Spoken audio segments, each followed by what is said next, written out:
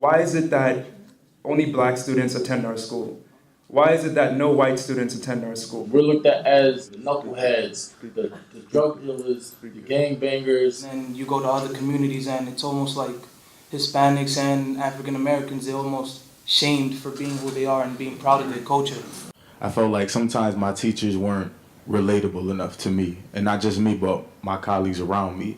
You know, most of the teachers have these backgrounds that aren't like ours. And being a young black male, if you don't have like people put in place to, help you with the obstacles and the things that you struggle with, then when you get to school, like your education is just out the window. My Brother's Keeper is a national initiative. It was started by the president.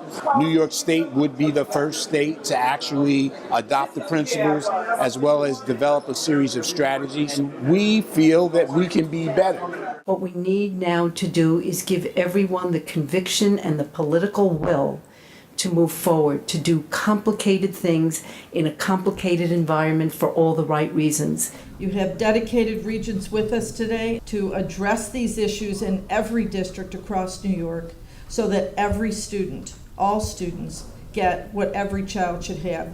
You can equalize education. The people in this room can do something about that.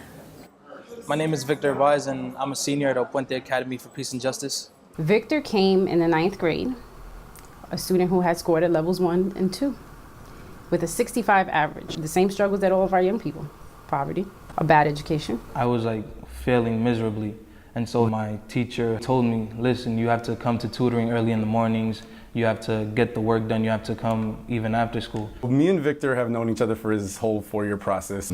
We asked him to be part of the Liberators program when he was a freshman, and he became, part of our daily after-school program. Essentially, they've become student leaders.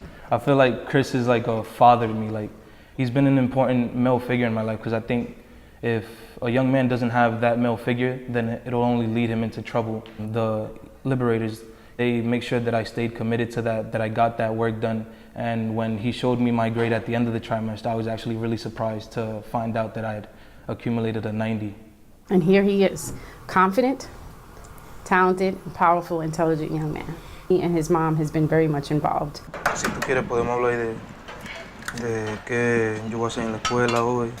¿A qué hora sale hoy? He trying, going to school every day, early, take a program, doing his homework. Mom. Dios te bendiga. Con Dios, cuídate. I love him. All it takes is just that one person from the older generation to see that light within you, to see that desire that you want to be more than just a statistic, a stereotype. Today was just about us telling our experiences and basically telling the regents and the other people in charge how they can provide that for other youth that are to come. Ma. Hello. My name is Savion Rambert, and I attend the Leadership Academy for Young Men. I always grew up with just my mother. I didn't have much of a father figure or another male to tell me what things should be expected of me as a male or better. Handle that pastry bag like you've been doing it for years. I learned from the best. Yeah. Being African American, they expect me to be this kid that sags his pants, or they expect me to be a kid that raps or does all these things that the stereotypes speak, such as basketball and stuff. What country did Vladimir Lenin create out of Russia? But when I came here and I got to meet the chance to have Mr. O as a teacher, he taught me things a man needs to take care of, holding yourself accountable and other responsibilities. So the relationship that Savion have built is like a father and son. The crucial role, I think, is to be in their lives and believe in them. That's true. It just so happens that I was one of the best 5 that could do it. Sometimes as a young man of color, they get very emotional.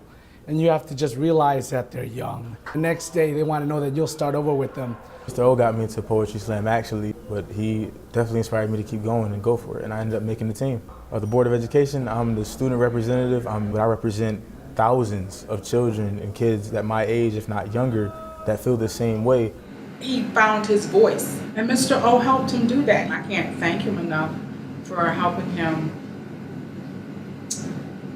become the young man that he's become. How many success stories do you have to see before you can believe that all of our young people can be successful? Well, I'm going to be also the first one to graduate high school, as a matter of fact, in my family. Wow. And then also the first one to go to college.